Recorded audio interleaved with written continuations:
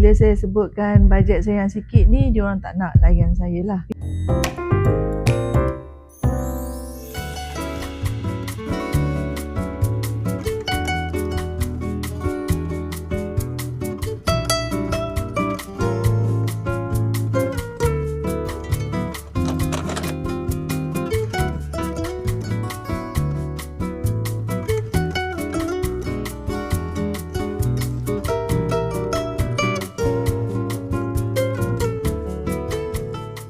Nama saya Kak J. Saya berasal daripada Kedah dan saya dah berada di Shah Alam ni lebih kurang 35 tahun lah.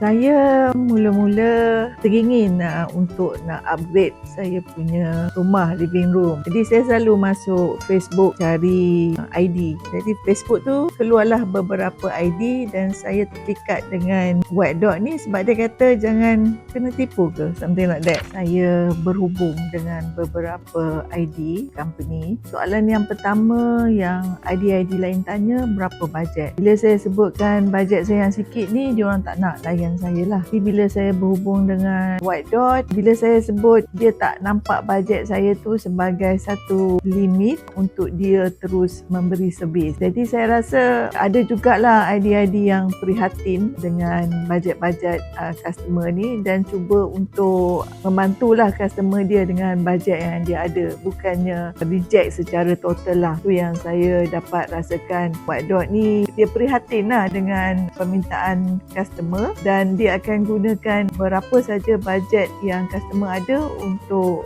nak deliver dia punya job lah. So, White Dot walaupun saya tengok masa tu dia tengah buat projek dengan Nilofa. Jadi saya rasa projek dengan Nilofa di ICT Shah Alam, saya rasa projek tu besar, mahal, tetapi dengan bajet saya yang sikit ni, White Dot masih lagi nak melayan saya. Disebabkan kesuguhan White Dot tu, jadi saya terpikat dan saya teruskan menggunakan servis daripada White Dot. Pada saya, ID ni dia patut menonjolkan kreativiti dia lah. Maksudnya itulah ID, bukannya secondary lah on the budget tu. So dia kena bagikan idea dulu dan dia cuba gunakan kreativiti dia untuk fulfill the customer punya impian. Jangan tanya bajet dulu kan, setengah tu tanya berapa bajet you, oh kita tak layan.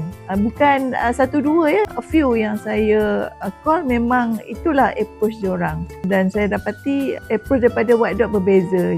Sebagai seorang customer, kalau setengah ID tu pentingkan bajet, terasa dia hanya fokus kepada high-end, Datuk Datin punya style lah. Saya rasa mula-mula saya berhajat untuk nak naik taraf lah saya punya living sebab dia nampak macam dull, kosong aja. Jadi saya naklah letakkan sedikit design lah dekat living room ni supaya dia nampak lebih lively, lebih cool lah. Dan saya juga terfikir saya nak naik tarafkan saya punya bedroom juga sebab bedroom saya pun nampak macam dull. Jadi saya cakap dengan White Dot, boleh tak tambah sikit dekat bedroom saya, mungkin at the same concept supaya bila kita nak konsep saya tenang tu daripada living room terus kepada bedroom. Jadi that's why saya kata mula-mula nak living room, lepas tu nak bedroom, lepas ni saya tengoklah kalau saya ada bajet, saya mungkin akan terus berhubung dengan White Dot untuk upgrade tempat-tempat yang lain lah di rumah saya.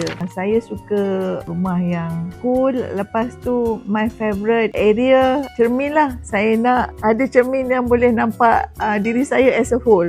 Dan White Dot kata mahal ni kan, tapi saya kata tak apalah, as long as saya dapat apa yang saya nak kan. Jadi lastly saya dapat tempat cermin yang saya rasa okey untuk saya dan saya sangat satisfied sebab setiap kali saya nak keluar daripada rumah ni, inilah tempat yang saya akan duduk, belek tudung saya, belek baju saya dan itu meet saya punya expectation. Saya impikan rumah yang selesa. This is my second house dan saya nak rumah yang luas sedikit disebabkan family dah bertambah. Saya ada anak dan cucu yang suka datang sini, dia berlari-lari ke depan ke belakang dan saya rasa saya dah dapat nikmat itulah. Saya impikan rumah saya ni ada surau dan alhamdulillah saya dah dapat surau di rumah saya dan white dot. Dia nampak suramnya surau saya dan dia telah memberikan hadiah mihrab untuk saya untuk menceriakan surau saya. So automatically lah bila kami sembahyang dekat surau tu ingat dekat white dot sebab mihrab tu sentiasa ada di depan kami. Semasa bekerjasama dengan white dot, saya nampak cara dia bekerja berlainan daripada kontraktor-kontraktor yang saya berhubung sebelum ni. Yang pertamanya dia sangat detail. Dan dia datang untuk check, buat measurement ke sebanyak kali untuk nak confirm certain thing kan. Maksudnya dia go in detail. Sebab saya orang yang sangat detail. Jadi bila berhubung dengan white dot, dia sangat detail. Saya rasa baguslah untuk saya walaupun dia datang banyak kali tetapi dia buat kerja. Yang keduanya, apabila proses bermula, saya dapati white dot dia sanggup untuk spare staff untuk menjaga keselamatan rumah saya. Beside dia punya kontraktor, dia ada staff yang sentiasa ada dan pastikan kebersihan rumah saya apabila selesai kerja untuk hari tersebut lah. So dia pastikan kebersihan, dia mop, dia sapu kan. Jadi apabila saya petang balik rumah tu, rumah saya tu macam back to normal walaupun esok kerja akan bermula lagi. Jadi saya rasa okey, tak adalah saya masuk rumah saya dengan bersepah sangat walaupun rumah tengah construction. Dan yang ketiganya, apabila berlaku kelewatan ataupun kadang-kadang kontraktor tak dapat datang, saya dapat information tu earlier. Tu yang saya harapkan sebenarnya. Saya tak nak bila tak ada kerja ke ataupun delay dalam proses tu, saya tak dibagi tahu. Ini apa yang akan berlaku, esok dapat datang ke tak dapat datang ke, saya dapat information tu earlier supaya saya prepare lah. Saya rasa itu adalah salah satu tanggungjawab yang white dot ambil lah untuk inform. The best yang saya dapat adalah daripada segi communications lah, updates on communication. In fact kita ada WhatsApp group pula dengan white dot punya bosses dan juga staff. Jadi apa-apa updates tu saya dapat daripada WhatsApp group dan saya tak perlu nak tanya banyak sebab setiap hari ada sort of update.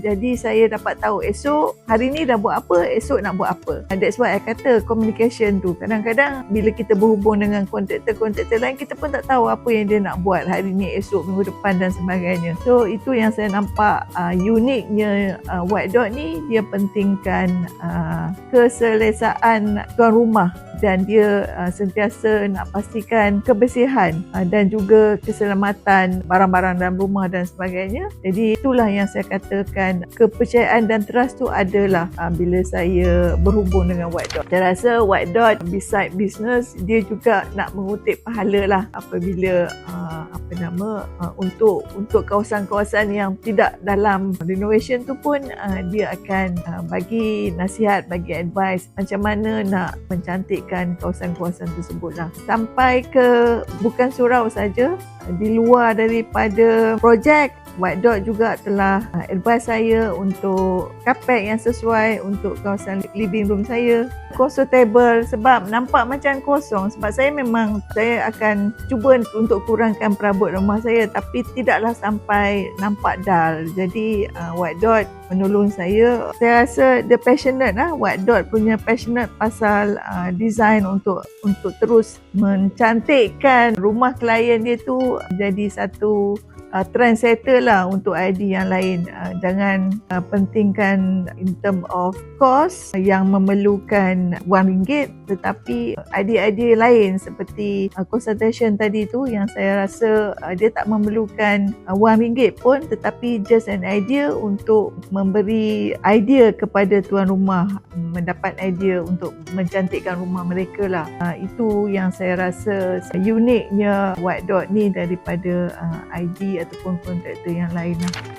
Anak saya ni dia konsep dia berbeza dengan saya. Dia orang biarkan saya memilih konsep saya lah. Tapi yang saya pasti ramai yang suka dengan idea cermin besar saya. Sebab apabila hari raya ke, apabila tetamu-tetamu datang, everybody will look at the mirror dan akan kata wow besarnya cermin ni, dan akan memperbetulkan dia punya tudung ke baju ke dengan menggunakan cermin besar saya. Jadi cermin besar saya ni telah membantu ramai orang sebenarnya. Sebab ramai yang ambil gambar dekat mirror ni juga. Saya boleh describe White Dot. Satu, dia punya creativity lah. Creativity dalam design dia. Dia boleh fulfill apa je tuan rumah tu nak, konsep of the house lah. That is one. Yang keduanya, saya rasa pentingkan kepada trust lah.